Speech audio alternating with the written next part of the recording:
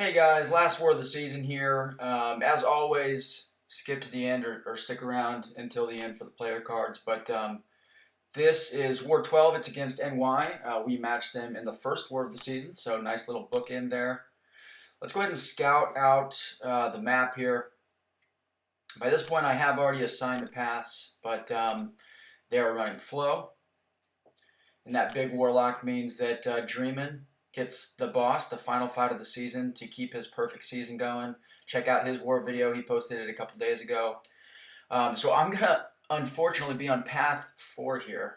And I've got a rank 3 Domino, and then I've got this Annihilus on node 19, and then we've got Mojo on node 20. So the best matchup for that Mojo is absolutely Captain America with a tech champ on his team.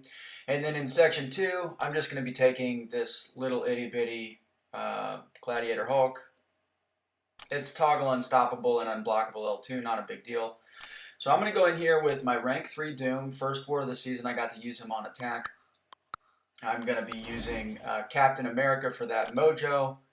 And then, because those are the only attackers I'm going to be using, the tech champ that I want to pair with Cap is Iron Man Infinity War to give him the extended petrifies. The last 15% longer there, you see. So I do have a 565 Iron Man Infinity War, but he is on defense in this war. So that is it. I mean, we're going to go into this fight here. This is probably the most difficult fight in all of Alliance War on the current map.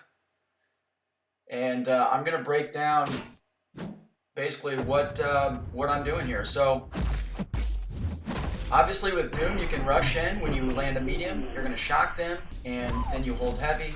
You can get that passive stun, which is nice. So the second time I do it, she crit fails my shock. So when I go in for the heavy, she's just like, nope, and she pops me. Sign of things to come in this fight. This fight, frankly, was and is a nightmare. Okay, so because of her health pool, I'm not doing a ton of damage, so I'm thinking, yeah, I'll throw my L3 to ramp up the damage. Of course, there is Spite on this node. The Fury is what gives Doom all the extra damage. He gets that Fury from his L3, but it also is going to trigger Spite. So there goes her power. And I did wait out just a second, a split second, to attack in after my L3 just in case she crit failed my passive L3 stun. She did not. I go in for the L1 to try to steal her power, and she evades me because she was lucky. So she gets off her L3. I did try to rush in there after her medium, but I just wasn't fast enough. She threw the L3. And Doom is pretty tanky, so he survives that, but I get the crit bleed on me. How lucky. And look at this shit. Per tick, 4,900 damage. Literally in a millisecond, I am dead from 30% after the L3 damage. So, a lot of you guys watching who have played high tier wars, especially if you've been on path 4, a lot of that looks pretty familiar. Legacy has posted a couple war videos where he's taken Domino on this node. He had one perfect solo, and then he had a fight where, frankly, the RNG just lined up against him throughout the entire fight, and when that happens, there's just nothing you can do. Now, I certainly did not play that first fight well. You know, really just mainly throwing the L3 was not a good idea. But yeah, so here I'm not going to mess with that. I just want to get some damage off. His L2 and all of his damage really is going to be gamped pretty significantly by the fact that he doesn't have that Fury from the L3. But yeah, I don't know. It is what it is here. I am going to get to my L3 here. I'm just going to block this. I don't even want to mess around with dexing or anything stupid. There I'm so late because I'm so scared that she's just going to shrug it off.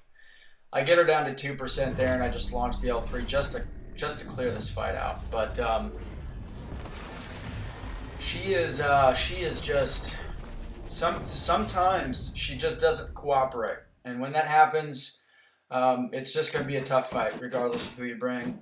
And if you don't play it well, not going to be good. So I'm going to end up using a second power start 1 boost here. What I really want to do is just fire off my L1 so that I can nullify his rod. Once I do that, then I can parry him and I can just play regular Doom style. Now, in this fight, I am going to make a minor mistake. And really that mistake, I guess, kind of plays out throughout the fight, but it's just controlling his power. So right there, I messed up. I should have thrown his L1, my L1, to steal some of that power, and I just missed time and kind of miscalculate my power. I'm not able to get to that 3rd bar of power. And so, you know, he's got an L3. I've got to back off because I don't want to throw my L2. And he throws his L3. So it's not really a huge deal, obviously. Doom is so tanky. So I knew it wouldn't kill me, but it, you know, it takes 40% of my health away. So get to my L3. At this point, I'm totally fine. And I've got the passive stun on him. Just going to pop him once and he's done. Doom, I really do like Doom for node 19. I think that he's generally good for path 4, but so this next fight, it actually did not record like the first large portion of the fight for whatever reason. So my strategy in this fight is just parry, parry, parry to stack up those petrifies to reduce his power gain from flow, and then get to the L3.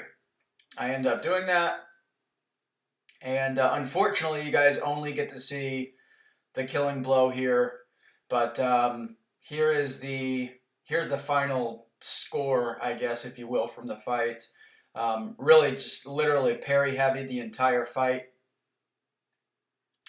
There it is. Parry heavy, parry heavy, parry heavy, get to the L3, and that's it. So this fight, I'm going to go kind of light on the boost. It's planned to be my last fight of the season, and he just has a ton of health, and I was only running half suicides here because I think we had AQ going on, but so my damage is a little bit less than well, I guess I just didn't think that the damage would be an issue in this fight, and I don't think that it's necessarily an issue, but this fight took a lot longer than I expected it would.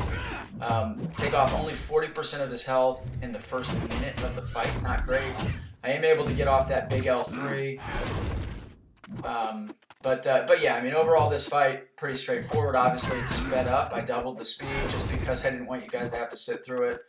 I'm playing super conservatively when he gets his unblockable. Just backing off. But that fight takes me 1 minute and 45 seconds. And that is it, in fact, for my season. So, finished the season on a tough fight against Domino, but it was a good season. We ended up winning this war comfortably. NY was not trying to win. And we did unfortunately finish 4th. So a second straight season we finished 4th, missed top 3 by a hair. Hopefully next season we can fix that and we can get back into top 3. So it was an awesome season. I really enjoyed making these videos. Here we'll look at the player cards. My power rating for the war was 3.45. I only had 4 fights, and I did die once. Here's my stats for the entire season. If you guys want to look through it, you can pause the video here. But 89% solo rate, 68 and 8.